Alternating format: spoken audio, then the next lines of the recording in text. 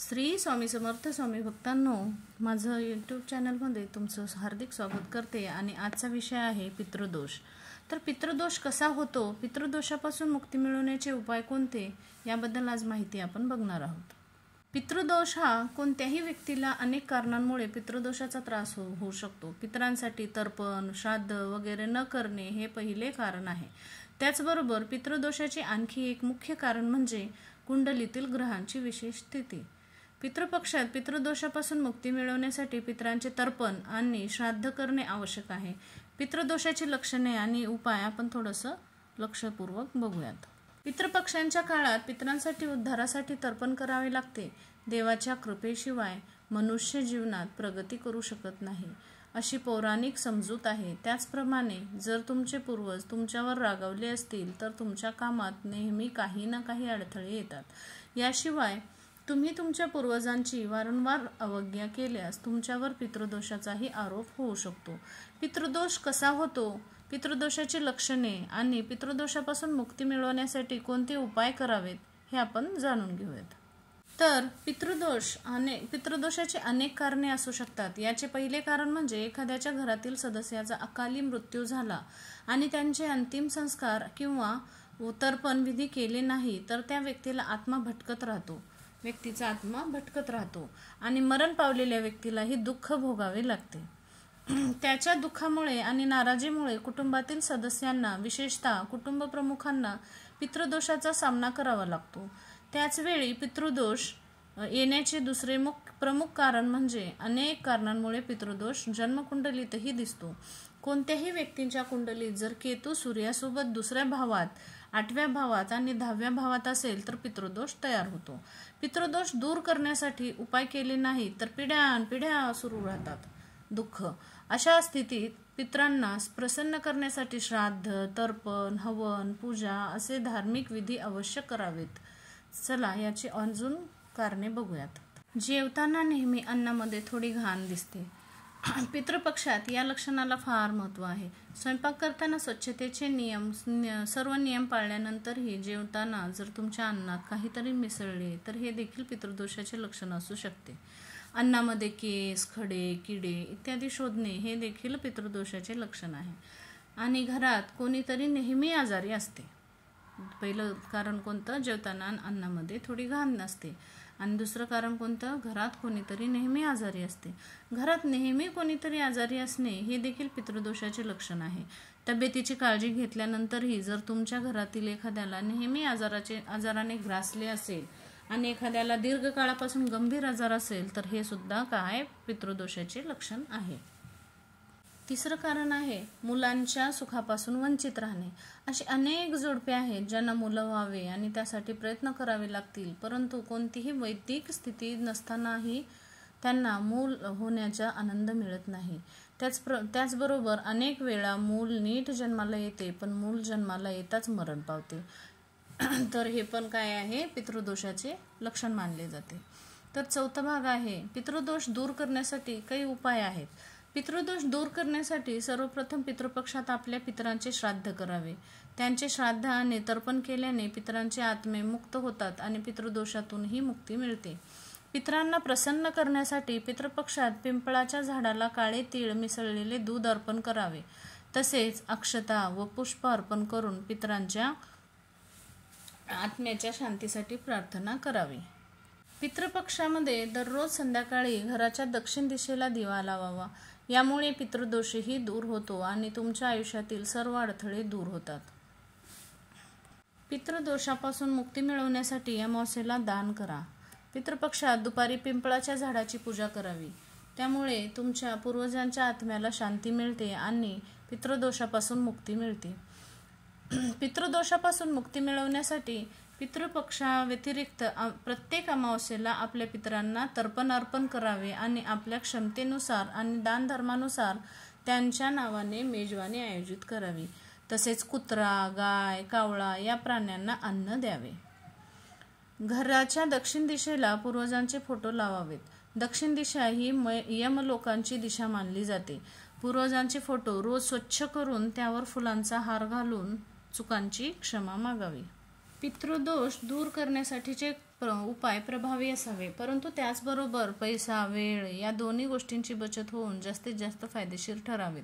तर बहुतेक वेळा जातकाला होणारा त्रास हा राहू केतूमुळे निर्माण झालेला असतो, त्यालाच आपण पितृदोष म्हणतो. त्यावरील उपाय पुढील प्रमाणे आहेत. नंबर 1, ज्याच्या पत्रिकेत पितृदोष सांगितला जातो अशा जातकांनी रोज नित्यनेमाने दहीभात कावळ्याला आपल्या पितरांच्या नावाने ठेवावा. हा उपाय पितृपक्षात रोज करावा, पण पुढेही चालू ठेवला तरी चालेल.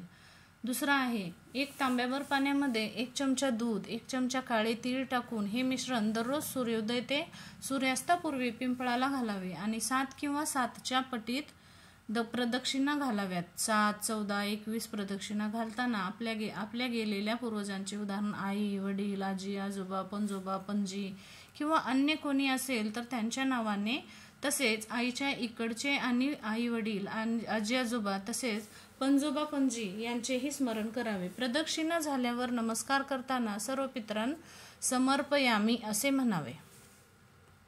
तिसरा आहे, 1 कणकेचा दिवा करून त्यात तिळाचे किंवा राईचे तेल घालून तो दिवा पिंपळाच्या झाडाखाली लावावा व आपल्या पितरांना सद्गती मोक्ष मिळावा यासाठी प्रार्थना करावी. हा उपाय फक्त रविवार सोडून इतर वाराला करावा.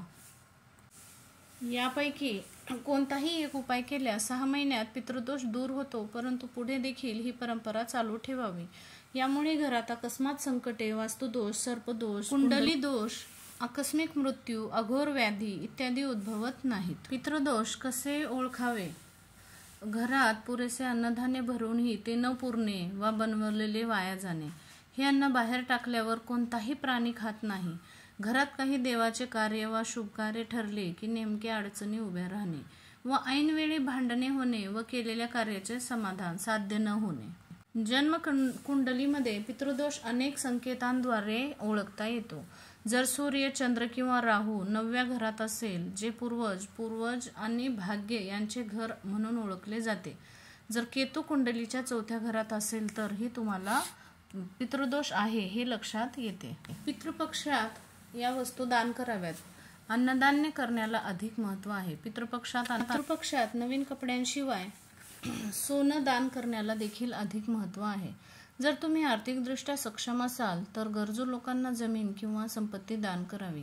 गायीचे शुद्ध देशी तूप दान करणे देखील या काळात शुभ मानले जाते. पितृपक्षाच्या काळात दानधर्माला विशेष महत्त्व आहे. पितरांना दान आणि त्यांचे श्राद्ध विधी केल्याने मोक्ष प्राप्ती होते. पितरांच्या नावाने केलेले दान माणसाला 100 पटीने लाभ देते, परंतु पितृपक्षात कोणत्या गोष्टीचे दान करू नये याची काळजी मात्र नक्की घ्यायला हवी. पितृपक्षाच्या काळात बहुतेक कपडे दान करतात. तुम्हाला कपडे जर दान करायचे असेल तर ते नवीन असायला हवे. असे कपडे खरेदी करा की ते जे लगेच दान करता येतील. चुकूनही शूज किंवा चप्पल दान करू नका. असे केल्याने कुंडलीतील राहूवर परिणाम होऊन राहू दोषाचा त्रास होऊ शकतो. पितृपक्षात चुकूनही लोखंडाची भांडी दान करू नका. या काळात स्टील किंवा चांदीची भांडी दान करणे शुभ मानले जाते. लोखंडाचे दान केल्याने पितर नाराज होतात असे शास्त्रात सांगण्यात आले आहे. तर पितृदोषाचा सामना आपल्याला करावा लागेल. पितृपक्षाच्या काळात झाडूचे दान करू नका. झाडू हे लक्ष्मी देवीचे रूप मानले जाते, त्यामुळे कधीही झाडू दान करू नये. यामुळे आर्थिक संकटाचा सामना करावा लागेल. तसेच या दिवसात नवीन झाडू देखील खरेदी करू नका. पितृपक्षात तेल दान करू नका. चुकूनही तेल दान करू नका. असे केल्याने पूर्वज नाराज होतात. तिळाचे तेल या काळात दान करू नये याची विशेष काळजी घ्यायला हवी. श्राद्ध काळात चुकूनही उरलेले किंवा पितरांना अर्पण केलेले अन्न दान करू नका. तसेच श्राद्ध तिथीच्या वेळी ताजे अन्नपदार्थ तयार करा. शिळे अन्नपदार्थ अर्पण केल्याने पितर नाराज होतात. पितृपक्षात अन्नदान करण्याला अधिक महत्त्व आहे. यावेळी तुम्ही गहू किंवा तांदूळ दान करू शकता. दान करताना संकल्प करा. पितृपक्षात नवीन कपड्यांशिवाय सोनं दान करायला देखील अधिक महत्त्व आहे. तुम्ही या काळात तुमच्या क्षमतेनुसार दान करू शकता. जर तुम्ही आर्थिकदृष्ट्या सक्षम असाल तर गरजू लोकांना जमीन, संपत्ती दान केल्याने तुम्हाला अनेक पटीने पुण्य लाभते. गायीचे शुद्ध देशी तूप दान करणे देखील या काळात शुभ मानले जाते. हे दान केल्याने घरात सुख, शांती, संपत्ती आणि समृद्धी नांदते. तुमच्या कुंडलीत पितृदोष असेल तर पितरांचा फोटो दक्षिण दिशेला लावा. त्यासोबत रोज पुष्पहार अर्पण करून त्यांचे स्मरण करावे. दिवा रोज संध्याकाळी दक्षिण दिशेला दिवा लावावा. जर तुम्ही रोज जाळू शकत नसाल तर तुम्ही पक्षातील जवरा अवश्य जाळून टाका. पितृदोषापासून मुक्ती मिळवण्यासाठी गरीब मुलामुलींचे लग्न लावा. वैवाहिक जीवनात कोणाची मदत केल्याने पितृदोषातूनही सुटका होते. अशाच नवनवीन माहितीसाठी माझा व्हिडिओ आवडल्यास माझ्या चॅनलला सबस्क्राईब करा, लाईक करा आणि शेअर करा. धन्यवाद.